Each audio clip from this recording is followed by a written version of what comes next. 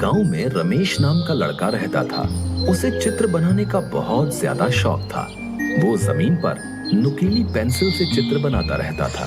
उसके पास कागज और पेंसिल खरीदने के पैसे नहीं थे। वो हमेशा सोचता था कि अगर मेरे पास पेंसिल होती तो मैं कितने सुंदर चित्र बनाता। वो छड़ी से हमेशा चित्र बनाता रहता है। एक दिन जब चित्र बना रहा था तो उसे एक बूढ़ी औरत मिली। उसने रमेश को एक जादुई पेंसिल दी।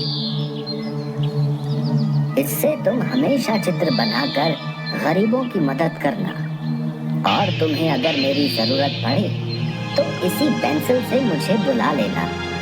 ये कहकर वो बूढ़ी औरत गायब हो गई। रमेश बहुत खुश हुआ और उसने पेंसिल से जमीन पर एक सेब का चित्र बनाया। वाह, क्या छड़ी है! अचानक ही वो सेब असली हो गया। फिर उसने एक बिल्ली का चित्र बनाया और देखते ही देखते वो भी असली बिल्ली बन गई। ये क्या? ये तो एक जादुई पेंसिल है। बहुत बहुत शुक्रिया बूढ़ी अम्मा, आपकी ये बात मैं हमेशा याद रखूंगा। अब रमेश ने फलों की टोकरी बनाई और वो भी देखते देखते असली बन गई। और उसने गांव के बच्चों के लिए कपड़े, किताबें, अनाज आदि चीजें बनाई।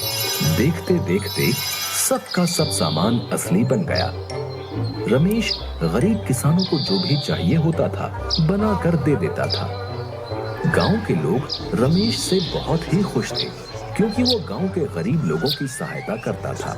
ये खबर राजा के कानों तक पहुंची। राजा ने रमेश को बुलाने का आदेश दिया और राजा ने रमेश से कहा, पहले तुम सोने से भरा एक घड़ा बना दो और ये पेंसिल मेरे हवाले कर दो। महाराज, आपके पास बहुत धन है। मैं केवल गरीबों के लिए चित्र बनाकर उनकी मदद करता हूँ। राजा को गुस्सा आ गया और राजा ने सैनिकों को आदेश देकर रमेश से पेंसिल ली और वो खुद से सोने से भरा घड़ा बनाने लगा। लेकिन वो सोने से भरा घड़ा प्रकट नहीं हुआ। राजा ने सेनापति को पेंसिल से चित्र बनाने को कहा, लेकिन उस चित्र से भी कोई भी वस्तु प्रकट नहीं हुई। ये सब देखकर राजा और अधिक क्रोधित हो गया। सुनो रमेश, जैसा मैं बोल रहा हूँ वैसे चित्र तुम्हें बनाना ही पड़ेगा, नहीं तो मैं तुम्हें कारागार में बंद कर दूंगा। रमेश मन ही मन में सोचने लगा, अगर वो राजा की आज्ञा का पालन नहीं करेगा तो राजा उसे कारागार में बंद कर देगा, तो वो गरीब लोगों की मदद नहीं कर पाएगा। वो चतुर था, उसने तुरंत पेंसिल उठाई और उस बूढ़ी औरत का चित्र बना दिया और वहां बूढ़ी औरत प्रकट हो गई। उस बूढ़ी औरत ने राजा को समझाया। प्रणाम महाराज, सच कहूँ तो आपके पास धन की कोई कमी नहीं है, लेकिन वाकई में जो गरीब है रमेश उनके लिए ढेर सारी खुशियां लाने का काम कर रहा है।